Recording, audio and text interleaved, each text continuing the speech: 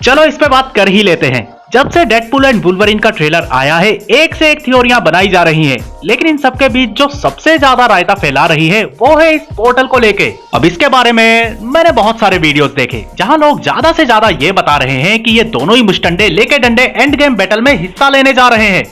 क्या आप इस बात को पचा पा रहे हैं? मुझे तो रोना आ रहा है। ओके, 2 पॉइंट यहाँ मैं आपको बताऊंगा जिसके बाद आप खुद डिसाइड करना कि ये पोर्टल के जरिए एंड गेम के बैटल में जाने वाली थ्योरी जो फैलाई जा रही है, क्या ये वाकई किसी तरह का सेंस बना रही है। तो गुरु बात करते हैं पॉइंट नंबर 1 पे।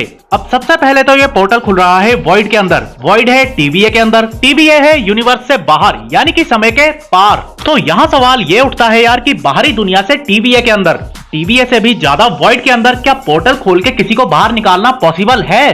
क्योंकि लॉकी सीरीज में हम अच्छे से देख चुके हैं कि टीवीए के बनाए हुए टेम्पलेट के अलावा किसी और चीज से वॉइड के बाहर नहीं आया जा सकता।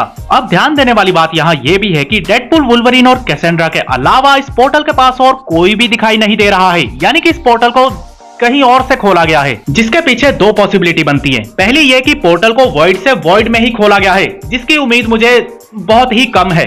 दूसरी पॉसिबिलिटी में ज्यादा दम है। आपको याद दिला दूं कि टीवीए के अंदर सिक्योरिटी सिस्टम को बंद करके किसी भी तरह का मैजिक यूज किया जा सकता है। तो बहुत ज्यादा चांस है कि डेडपूल और वुल्वरीन को वॉइड से बाहर निकालने के लिए टीवीए के अंदर से ही बैठे बैठे किसी ने पोर्टल ओपन किया है। अब वो डॉक्टर स्ट्रेंज है या फिर वोंग मिया है, वो हम बाद में देखेंगे।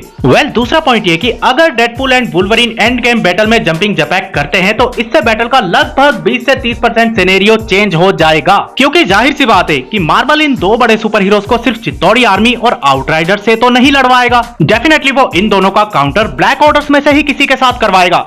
वैसे काउंटर से याद आया, ये वुल्फ अगला काउंटर वीडियो किस पे बनाएगा?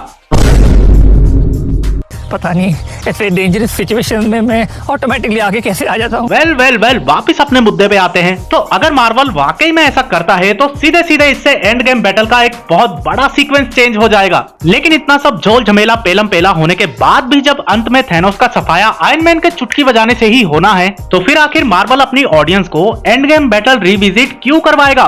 क्या ये वाकई किसी तरह का सेंस बनाएगा? चलो एक बार को ये मान लेते हैं कि ये वाली एंड गेम बैटल हमारी 616 नहीं बल्कि किसी और यूनिवर्स की होगी। तो उस सिचुएशन में मार्वल को उस एंड गेम बैटल को फिर से रिक्रिएट करना होगा, यानी कि जरूरत से ज्यादा चेंजेस, यानी कि जरूरत से ज्यादा सुपर हीरोज का कैमियो, यानी कि जरूरत से ज्यादा खर्चा। हाँ, बेशक इस मूवी का ऑडियंस के बीच है बहुत ज्यादा चर्चा, लेकिन क्या मार्वल एक ही मूवी पे भरेगा इतने बड़े रिस्क का पर्चा? कमेंट करके बताओ। मैं बताऊं? इधर